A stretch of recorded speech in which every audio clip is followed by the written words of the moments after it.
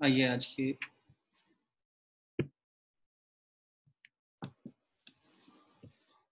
सभी को प्रणाम। आइए आज के सत्संग को प्रारंभ करते हैं गायत्री महामंत्र की ऊर्जा के माध्यम से।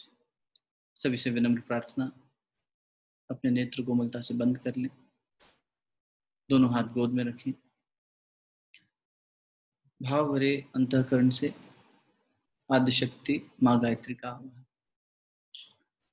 ओम भूर्भुवः स्वः तत्सवितुर्वरेण्यं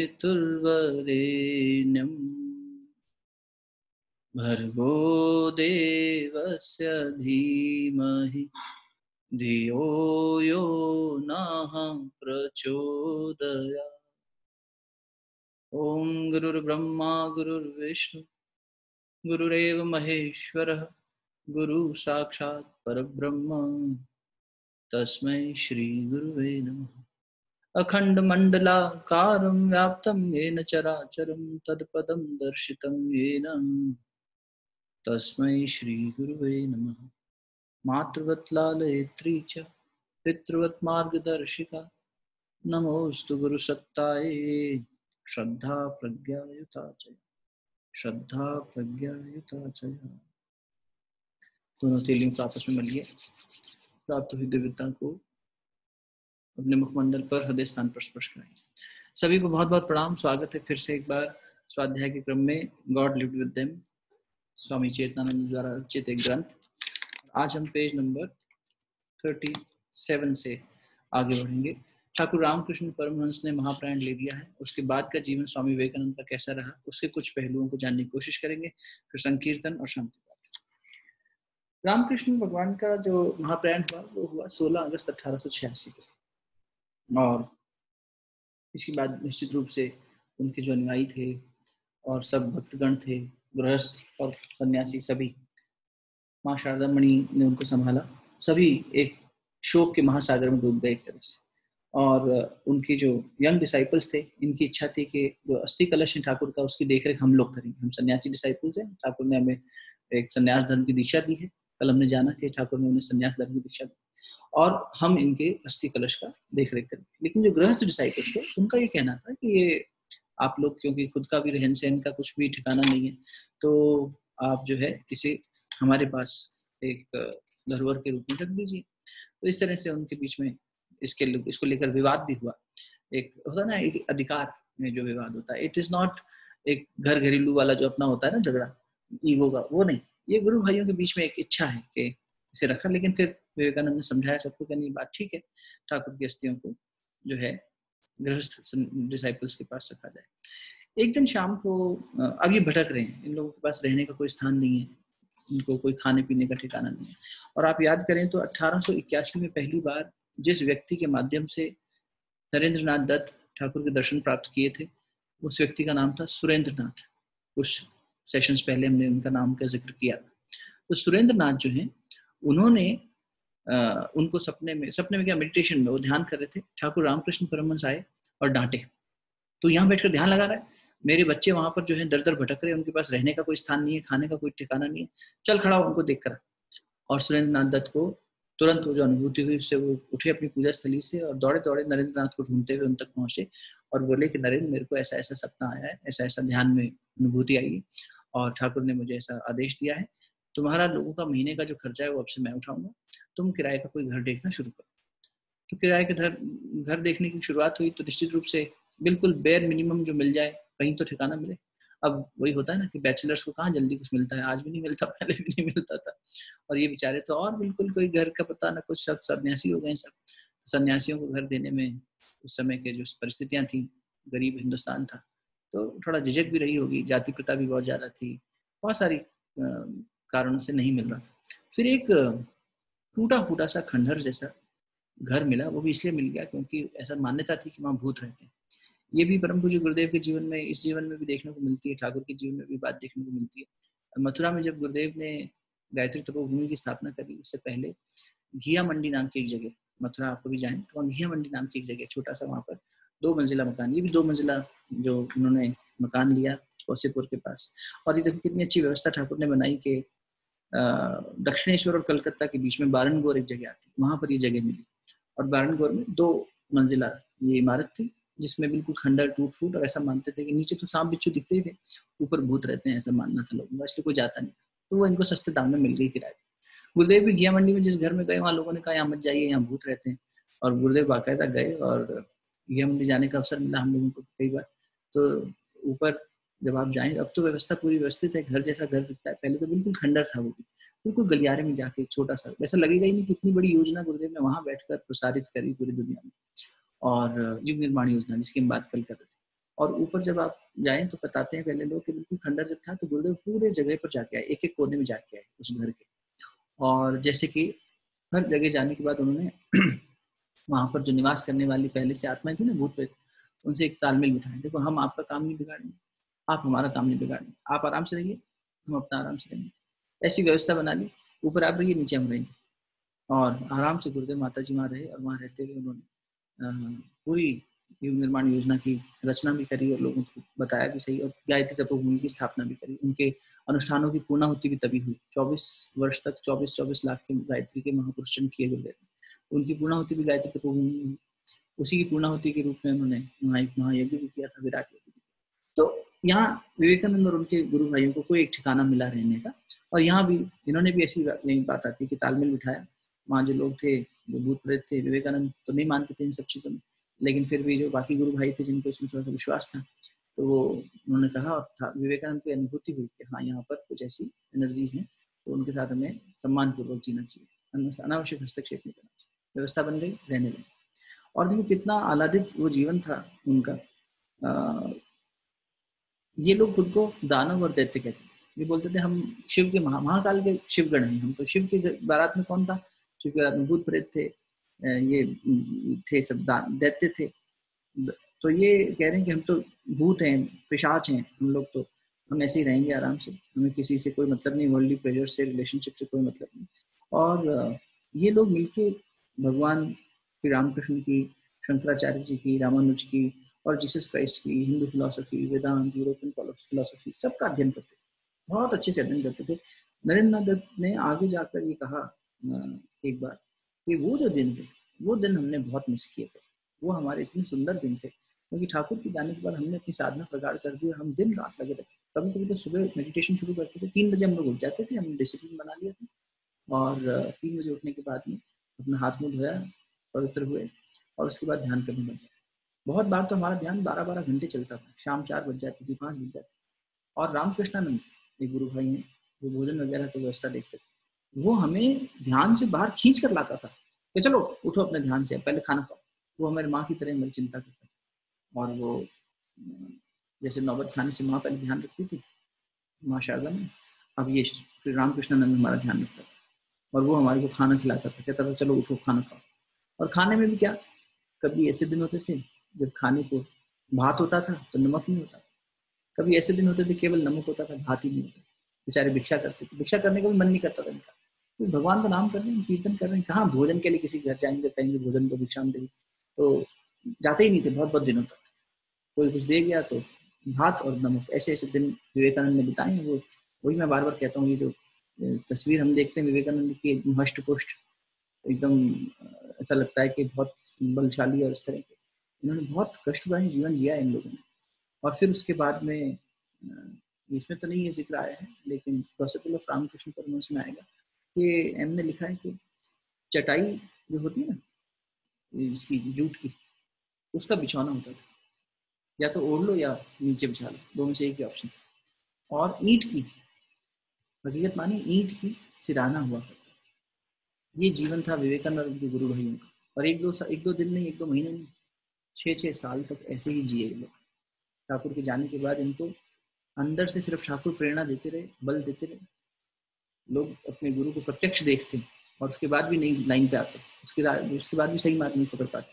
इन लोगों ने गुरु को खोया, प्रत्यक्ष मार्गदर्शन नहीं है। 2-2, 3-3 साल, 4 साल, 5 साल, अधिक से अधिक। ब्रह्मानंद सबसे ज्यादा समय बिताए, बाकी लोग तो बहुत जल्दी लास्ट में आए। तो अधिक से अधिक ब्रह्मानंद भी 6-7 साल रह लिए, विवेकानंद भी 5-6 साल रह लिए, कोई 2 साल, कोई 4 साल। इतने समय में तो ठाकुर को समझते में ही निकल गया समय, इतने महान व्यक्तित्व को समझने में इतना समय चला गया। और उसके बाद ठाकुर छोड़ के चले गए। तो अब सब कुछ खुद ही करना था, और नरेंद्र के पास वो सारी अपनी शक्ति दे गए थे, तो नरेंद्र को और भी एक जिम्मेदारी। एक बार की बात है कि इनके एक गुरु भाई थे जिनका नाम था बाबू, और उसको प्रेमानंद नाम मिला बाद में। प्रेमानंद तो बहुत ही अलग ही उनका अद्भुत व्यक्तित्व था, वो भी बहुत सुंदर में जब आएंगे। तो प्रेमानंद जो है प्रेम के सागर, उनके घर पे ये लोग 8 गुरु भाई, 16 में से 8 लोग गए, और वहाँ पर एक रिट्रीट जैसा था, रियूनियन जैसा था, सब लोग गए, वहाँ मिले, बैठे, सत्संग हुआ, सब कुछ हुआ। अब भगवान का भक्त तो हर जगह बैठेगा, वही करेगा। अचानक विवेकानंद के मन में ईसा मसीह उतर आए, और उन्होंने ईसा की बात करनी शुरू करी, ईसा के बारे में, उनके त्याग के बारे में, उन्होंने कितना हमारे लिए किया, उनके तप के बारे में, और कैसा प्रेम का संदेश देके गए। तो वो सब जब हो रहा था, वहाँ एक बॉनफायर जैसा जला हुआ था, और ये लोग बातचीत कर रहे थे, सर्दियों की रात। देखो 1886 16 अगस्त को ठाकुर जा चुके हैं, टाइमलाइन में ध्यान रखो। 6 महीने बाद अभी तक ये भूत घर में रह रहे हैं, और एक ऐसे स्थान पर अस्थि कलश के लिए मारामारी हुई कि हम रखेंगे, हम पूजा नहीं करेंगे। और फिर किसी तरह ये थोड़ी सी अस्थियां ले भी आए थे, अपने उस भूत घर में ही ले आए थे। रामकृष्णानंद बोले नहीं, हम आरती करेंगे, वो आरती करते थे, सब लोग साथ देते थे, सारी व्यवस्था वो देखते थे, देख रेख बेसिकली रामकृष्णानंद देखते थे, और लाटू महाराज देखते थे, तो अद्भुतानंद जी। तो ये लोग मिलके करते थे। इनका ज्यादातर समय ध्यान इत्यादि में जाता था, सत्संग में, स्वाध्याय में, सब लोग मिलकर पढ़ते रहते। अब ये 8 लोग वहाँ गए हैं, और वहाँ पर दिसंबर की ठंडक में बैठे हैं, और विवेकानंद ईसा मसीह की चर्चा करते हैं। और उस चर्चा करने के बाद अचानक एक भाव उठता है कि सभी लोग सन्यासी हो जाओ, बहुत हो गया, अब चलो सन्यासी मतलब एक दूसरे का भी साथ छोड़ दो, अब अपने अपने रास्ते चलते हैं, और अपनी अपनी तरह से ठाकुर का संदेश लोगों तक पहुंचाते हैं, और देखते हैं, पहले भारत माँ को समझते हैं। तो इस तरह से इन सबके मन में ये दृढ़ संकल्प जागा, और इन्होंने अपनी मोनेस्टिक नेम्स लिख दी। स्वामी विविदिशानंद नाम मिला स्वामी विवेकानंद को, और उसके बाद बाकी सब ने अपने अपने नाम दिए। जब ये वापस लौटे अपने अपने कमरों में, साथ ही जहाँ भी गए, और वहाँ पर उन्होंने रियलाइज किया किसी एक भी करे, आज तो 24 दिसंबर, it's the eve of Christmas, और आज ही हमने ईसा मसीह का ध्यान किया। ईसा मसीह मानो, क्योंकि ठाकुर ने कहा भी था कि ईसा, उनका एक अनुभूति थी कि ईसा मसीह उन्हीं के अंदर समा गए, तो वही चेतना जो है ईसा मसीह वाली ठाकुर रामकृष्ण के रूप में भी आई थी। तो इनको लगा कि गुरुदेव आज हमारे को ईसा मसीह के रूप में आकर, और इस तरह से फिर दीक्षित करके चले गए, और हमें अपना संन्यास का नाम दे गए, संन्यास का हमें संदेश दे गए, चलो हमें संदेश, अब हमें संन्यास वाला जीवन जीना है। और अर्लियर पार्ट ऑफ 1887 में वापस लौट आए। उसके बाद जो शुरुआत के महीने थे उसी में इन लोगों ने अपना संन्यास धर्म ले लिया, और सब अलग अलग चले गए। तो 1887 से 1892 तक 5 साल 6 साल ये एक दूसरे से मिले ही नहीं। नो वन न्यू कौन कहाँ है। बीच बीच में आते थे, माँ शारदा मणि को अपना संदेश ले जाते थे या पाती भेज देते थे, उसके अतिरिक्त कोई संपर्क नहीं, एक दूसरे से कोई संबंध नहीं। ऐसा संन्यास का मतलब किसी से कोई संबंध नहीं, सिर्फ भगवान मेरा है और मैं भगवान का, यही। और ये लग्जरी और ये सब चीजें जो है ना, ये मन को जो भटकाती हैं, इन सब से दूर चले गए। कितनी उम्र में? 1887 की बात हो रही है। 1863 में स्वामी जी आए। कितने वर्ष का व्यक्ति? 24 साल का। आज का 24 साल का युवा क्या सोचता है, तब का विवेकानंद क्या सोचता है, सोच कर देखो। 24 साल में ये क्लैरिटी है कि क्या करना है। चलो अब संन्यास ले लिया, घूमने निकल गए, भारत भ्रमण करने।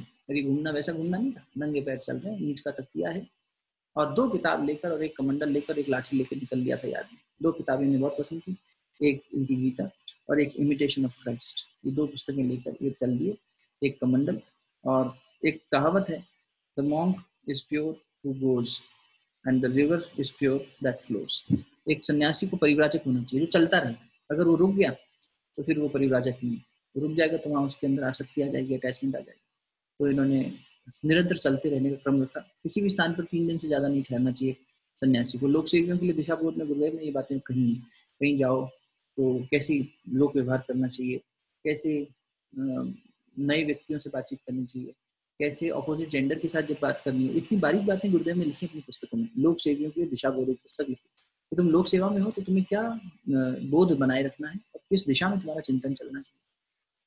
आप एक छोटा सा एग्जाम्पल दे रहा हूँ कि गुरुदेव ने कितनी बारीक बातें सिखाई हैं।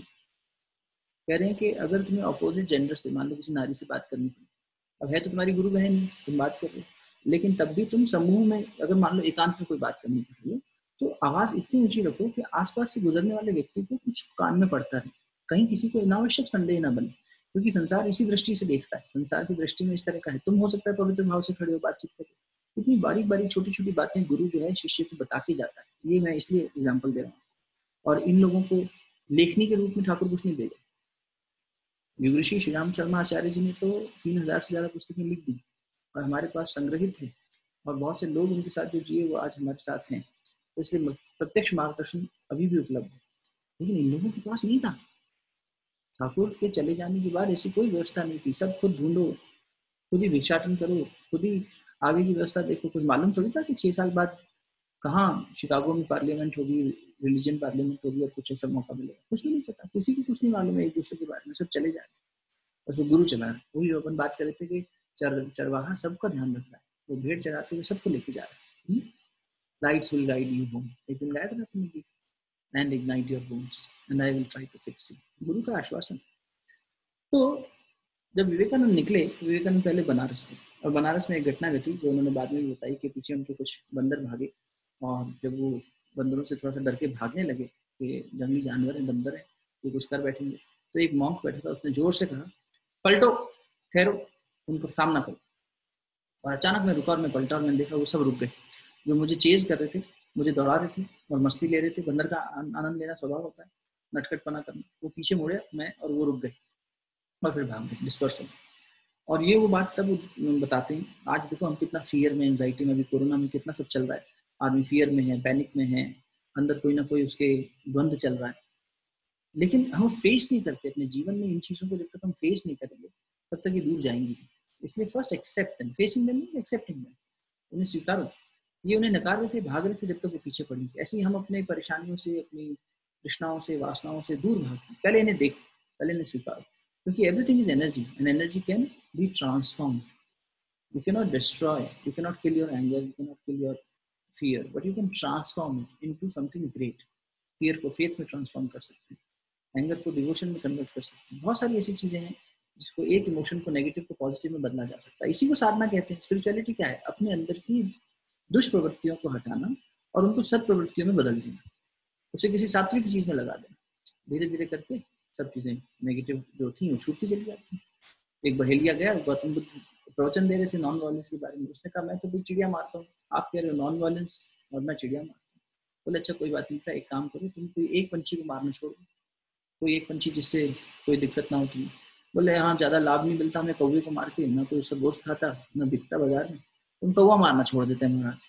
और कौवा मारना छोड़ा, फिर थोड़े दिन बाद चिड़िया मारनी छोड़ी, फिर और पक्षी मारनी छोड़ी। उसके मन में इतना करुणा आ गई कि मैं क्यों मार रहा हूँ किसी पंछी को, एक को छोड़ा और करते करते पूरा अहिंसा में आ गया, हिंसा छूट गई उससे।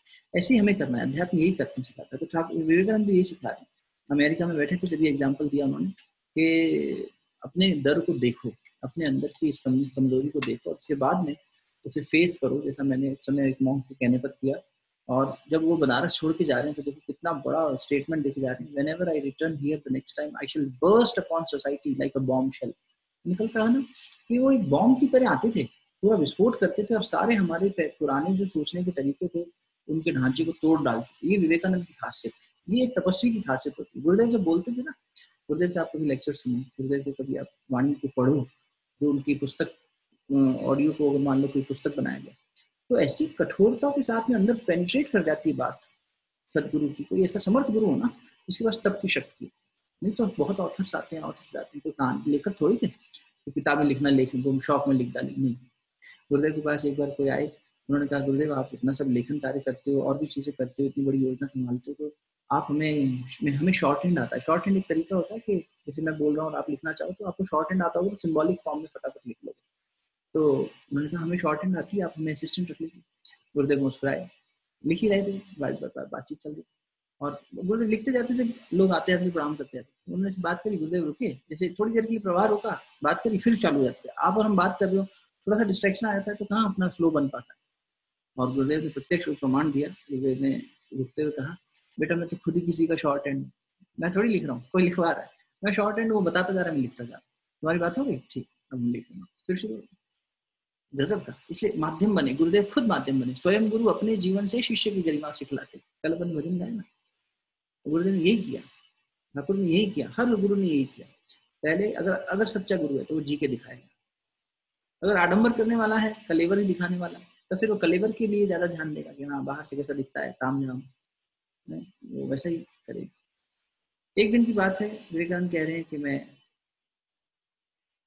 गंगा के किनारे हिमालय पे बैठा, और हाँ एक घटना और घटी। हाथरस स्टेशन हरिद्वार पहुंचे जब, तो इनको इनके शरद चंद्र गुप्त नाम के एक व्यक्ति मिला, जिसने इन्हें निवेदन किया कि मुझे आप अपना शिष्य बना लो।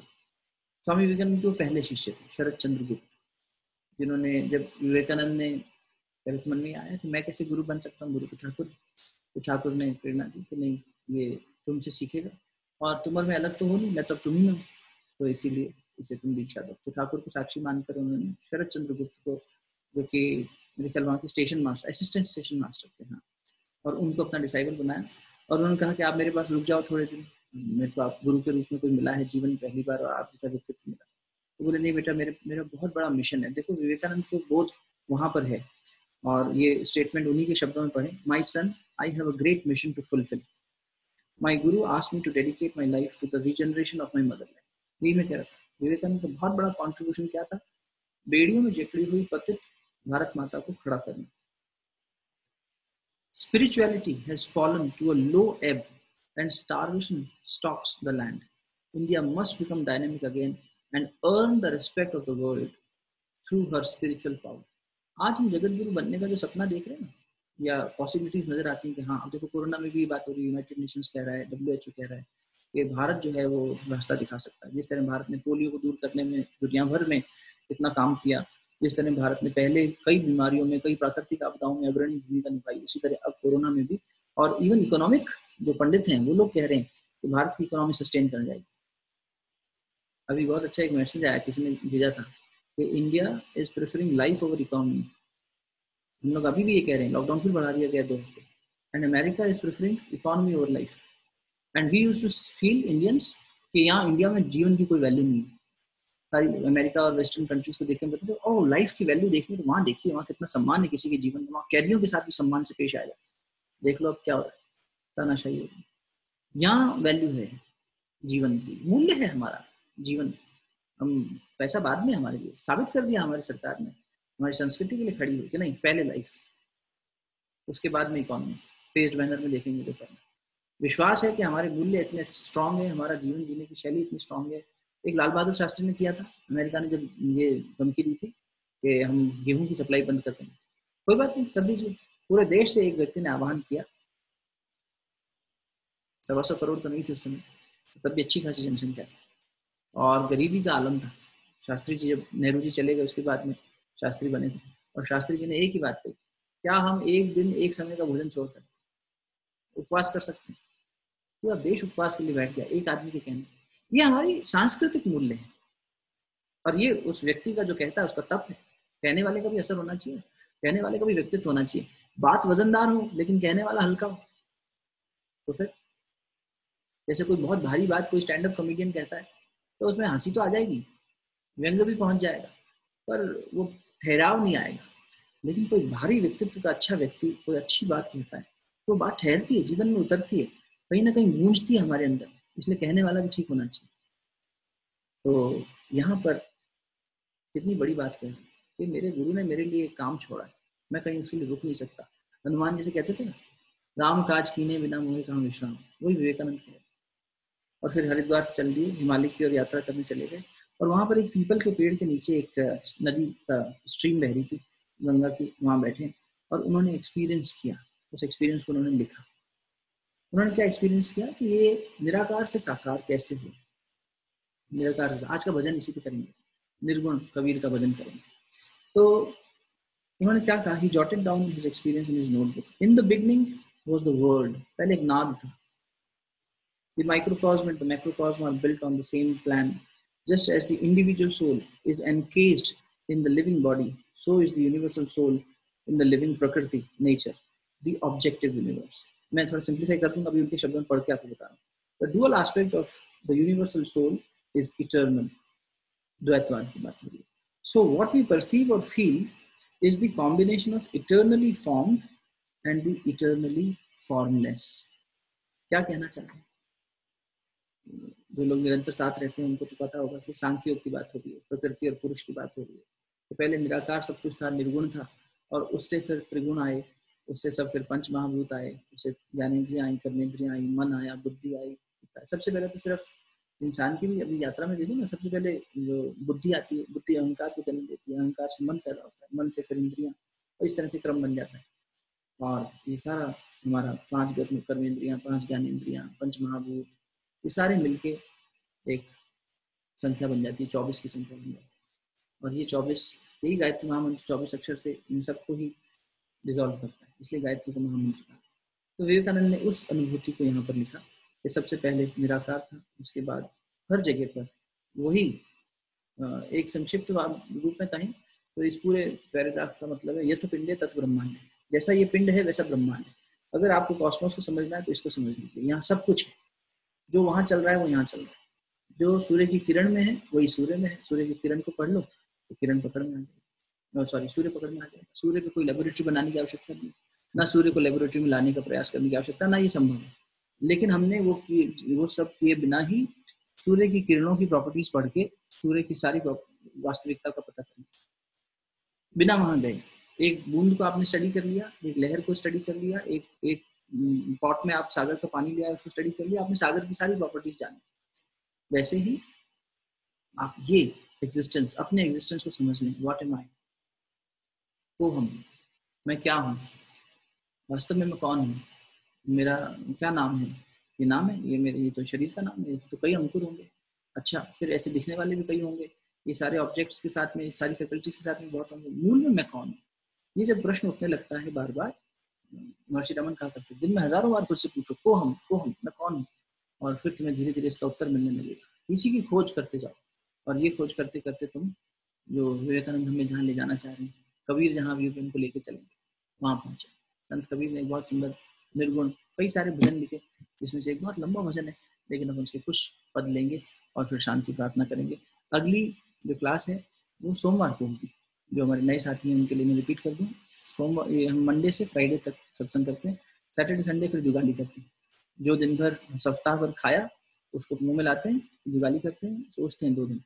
तो अभी एक वीकेंड निकला है, अगले इस वीकेंड से फिर यही करेंगे कि वीकेंड पर हम लोग विराम लेंगे, अल्प विराम, और उसमें चिंतन मनन निध्यासन के माध्यम से जो सीखा है उसको अपने जीवन में उतारें। ठीक है, तो ये मैंने इसलिए पहले कह दिया कि शांति पाठ के बाद सीधा उसी भाव में रहने का मन रहेगा कुछ लोगों का। डिस्टर्ब, बहुत सारे लोग मुझे मालूम है कि इस सत्संग के बाद में ध्यान करते हैं, मुझे रात को मैसेजेस आते हैं, हम लोग चैट करते हैं, बात करते हैं कि भैया ये हुआ, कभी छवि का आता है, कभी सपना का आता है, कभी और किसी का आता रहता है मैसेज, अपडेट आता है, ये किया, ये ध्यान किया, ये दृश्य मिला, ऐसा अनुभव हुआ, ऐसे अनुभूति हुई।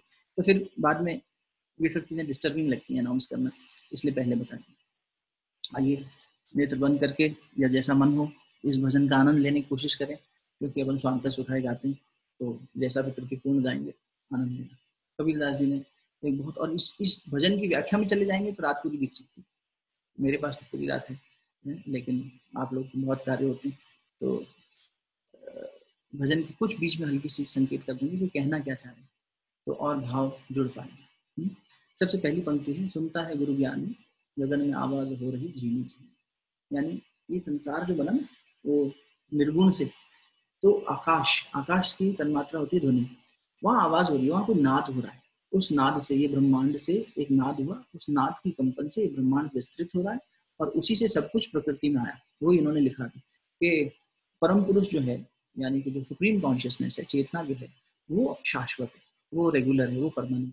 लेकिन जो प्रकृति है वो जड़ है, प्रकृति उसी का एक्सटेंशन है, जड़ है, यानी खुद से वो एग्जिस्ट तो कर रही है पर उसकी सत्ता कार्यशील नहीं हो रही, क्रियाशील नहीं हो रही। वो चैतन्यता से, जो कॉन्शियसनेस, जैसे शरीर है, हाँ शरीर है, लेकिन शरीर जब प्राण छोड़ देता है, आत्मा छोड़ देती है, शरीर को प्राण निकल जाता है, तो फिर शरीर खुद से कुछ कर सकता है क्या? नहीं कर सकता। ये जड़ है, ये प्रकृति से बना हुआ है, प्रकृति में विलीन हो जाता है।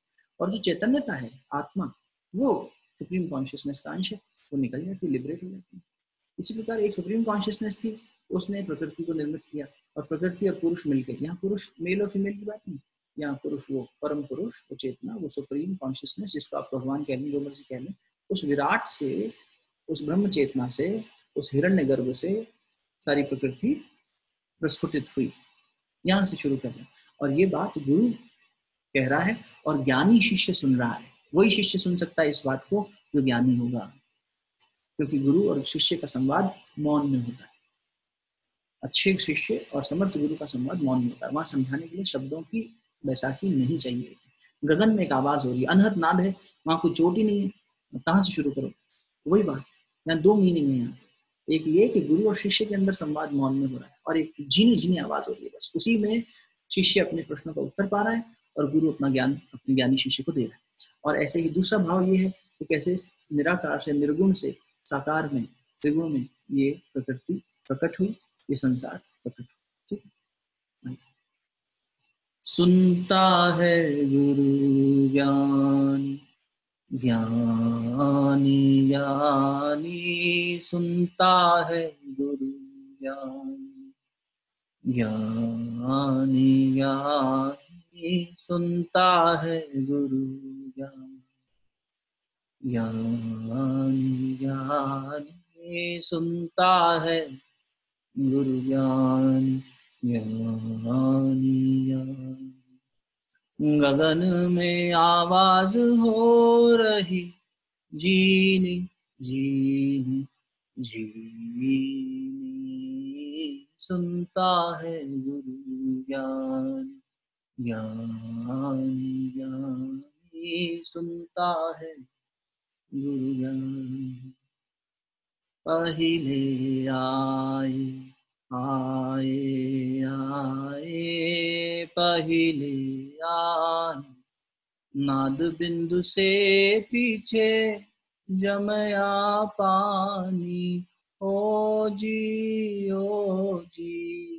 पहिले आए आए आए पहिले आए, नाद बिंदु से पीछे जमया पानी, सब घट पूरण पूर रहा है, सब घट पूरण पूर रहा है, अलख पुरुष निर्वाणी हो जी, सुनता है गुरु ज्ञानी, ज्ञानी ज्ञानी सुनता है।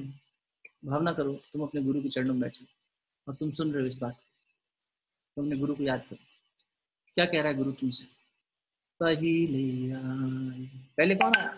नाद बिंदु से पीछे जमया पानी, पहले नाद बिंदु आया, उससे पानी जन्मित हुआ। उससे जन्म किसका? पानी का जन्म। यहाँ पानी शब्द का मतलब है प्रकृति से, और पहले एक नाद था, उससे सब कुछ सृष्टि आने लगी, और सब घट पूर्ण पूर रहा है।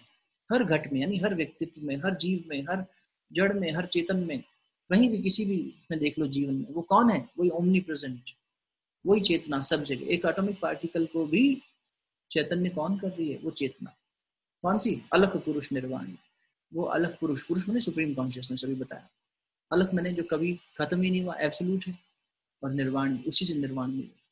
पहिले आए आए आए पहिले आए, नाद बिंदु से पीछे जमया पानी, सब घट पूरण पूर रहा है, सब घट पूरण पूर रहा है, अलख पुरुष निर्वाणी हो जी, सुनता है गुरु। क्या बात थी कबीर की, गजब। 5 जून मैंने आज ढूंढा, 5 जून को कबीर जयंती। बहुत सत्संग करेंगे, लंबा सत्संग करेंगे, 3-4 घंटे बैठेंगे कबीर के ऊपर, कबीर के जीवन, कबीर का अलग अलग पहलू। आप लोगों के पास भी कबीर का अध्ययन बहुत होगा, बहुत लोग ऐसे होंगे, निकालो, खोजो। ऐसा नहीं होना चाहिए मैं बोल रहा हूँ आप सुन रहे हो या कोई एक जन कह रहा है, हम लोग सबके पास कबीर होना चाहिए, हमारे अंदर कबीर उतरना चाहिए। 5 जून से कितना, 1 महीने बाद, 1 महीने और 4 दिन बाद अंकित कर लीजिए कहीं, 5 जून अपन मिलके बनाएंगे। क्या दिन पड़ेगा देख लें अभी फटाफट, 5 जून को पड़ेगा शुक्रवार। चलो बहुत बढ़िया है, 5 जून को कबीर जयंती बनाएंगे, कबीरदास जी के ऊपर उनके निर्गुण भजन गाएंगे, बैठेंगे। अब देखो कितनी सुंदर बात कह रहे हैं आप। 5-7 मिनट 10 मिनट एक्स्ट्रा लेंगे आज, अगर जो लोग रुकना चाहेंगे तब तक। अब कह रहे हैं वहां से आया पता लिखाया। जीव कहाँ से आ रहा है? कहीं अपने घर से आ रहा है, उधर चेतना से, और वहां से आके और फंस गया यहाँ।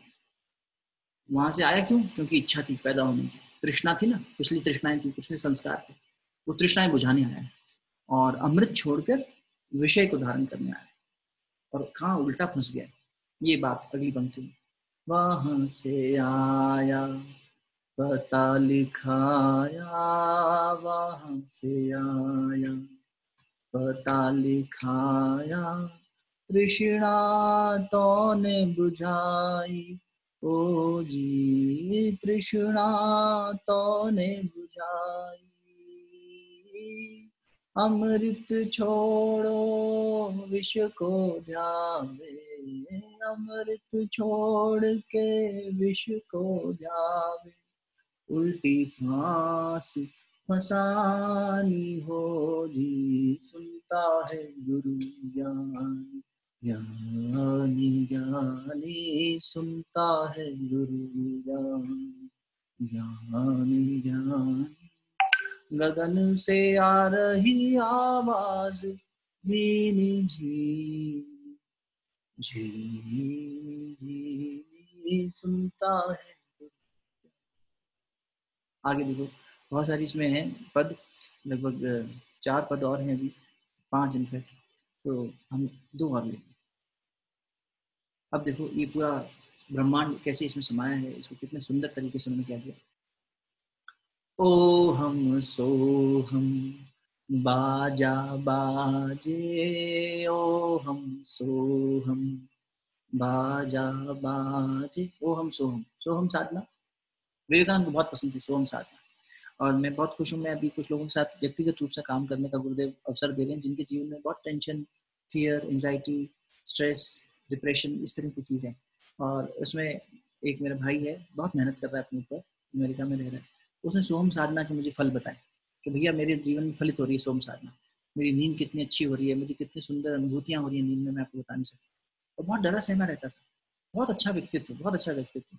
और संस्कार थे इसलिए अमेरिका पहुंच गया, यहाँ महाराष्ट्र का है, उसको बहुत पसंद है अपनी मातृभूमि, बहुत अच्छे माता पिता संस्कार भी थे, लेकिन कहीं कोई भय का संस्कार उसके अंदर बैठा है। ऐसे 2-3 लोग और हैं जिनके साथ व्यक्तिगत रूप से काम कर रहे हैं। एक बिटिया है, वो भी अमेरिका में बैठी है, वो भी डिप्रेशन और सबसे परेशान होकर कुछ चाहती थी कि इस तरह से बैठी मदद मिले सत्संग। तो ये सब कर रहे हैं, मेरे को बड़ा अच्छा लग रहा है कि ये लोग कर रहे हैं और इनके पुरुषार्थ को नमन करना चाहता हूँ, मैंने इसलिए इनकी बात करी। और सोहम साधना पे स्वामी विवेकानंद बहुत बोले हैं अमेरिका में। सोहम साधना, सोहम मीन्स कोहम का पहला आंसर सोहम, सोहम से शुरू करो, मैं वही हूँ। एक आत्मविश्वास जागता है कि जब मैं वही हूँ तो फिर मेरे अंदर हीनता कैसे आ गई। और हर सांस को भी अगर आप सुनोगे ना, तो अंदर लेते में सो की आवाज आएगी, छोड़ते में हम की आवाज आएगी, सोहम सो सो।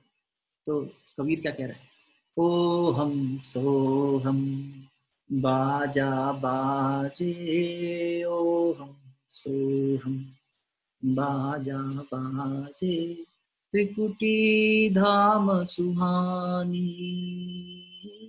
त्रिकुटी धाम, त्रिकुटी में ये आज्ञा चक्र, ओ हम सोहम का ध्यान जब करते हैं तो यहाँ तृतीय नेत्र करते हैं, आज्ञा चक्र, विज्ञान में कोश में, सॉरी मनो में कोश, और यहाँ से फिर पहुंचता है साधक विज्ञान में कोश, ये हृदय चक्र।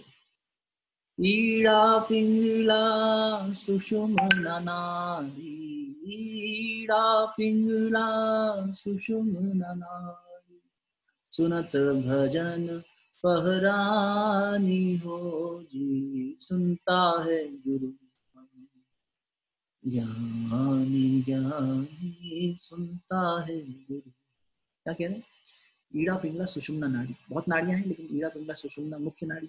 और पहले आया ना कि कहाँ तुम फंस गए, ऊपर से नीचे चले गए, वासना तृष्णा बुझाने के लिए उल्टे चले गए, उल्टी फांस फंसाने, तो मूलाधार में चलेगी तुम्हारी शक्ति सारी। अब उसको वापस उलट के सीधा ऊपर करो, नीचे से ऊपर के लिए ऊपर लेकर आओ।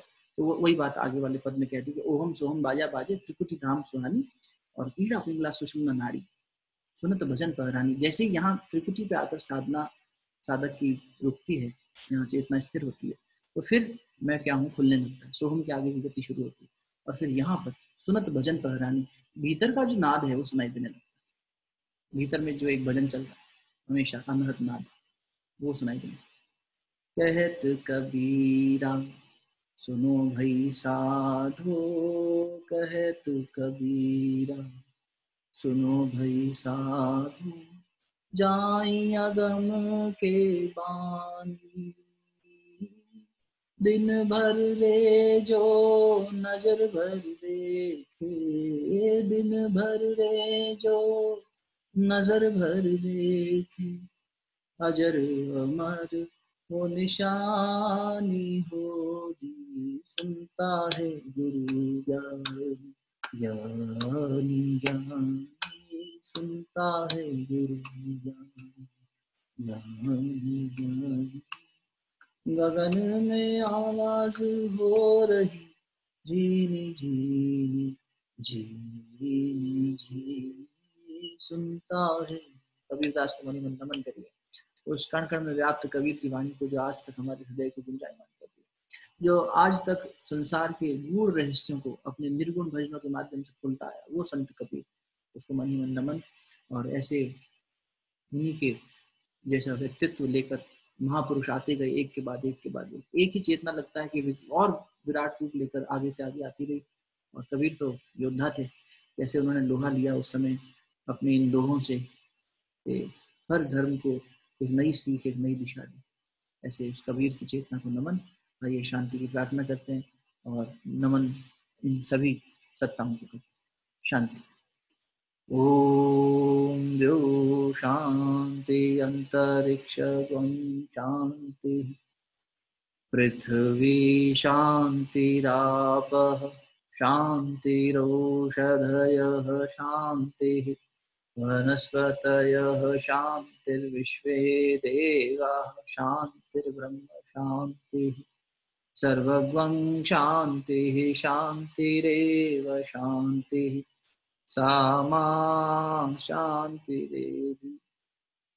ओम शांतिः शांतिः शांतिः, सर्वारिष्ट सुशांतिर्भवतु। कण कण में व्याप्त उस दिव्य सत्ता को मन ही मन नमन, मस्तक झुकाकर प्रणाम करके नमन।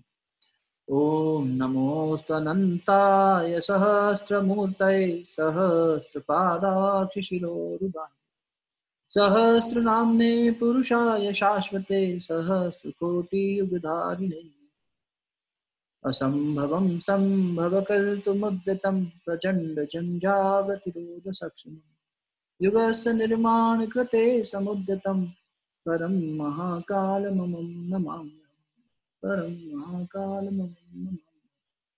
जो लोग ध्यान कंटिन्यू करना चाहें वे लोग उसी अवस्था में रहें। शेष सभी से निवेदन, दोनों हाथों को आपस में मलें, अच्छे से घर्षण पैदा करें और इस दिव्यता को अपने मुखमंडल पर, अपने हृदय स्थान पर स्पर्श कराएं। एक बार फिर से आप सभी को बहुत बहुत शुभकामनाएं और अगले 2 दिन इसी चिंतन मनन में रहिएगा और इस सबको और अपने अंदर उतारने का प्रयास हम लोग करें। ऐसी ईश्वर से प्रार्थना। फिर मिलते हैं सोमवार को, तब तक के लिए प्रणाम।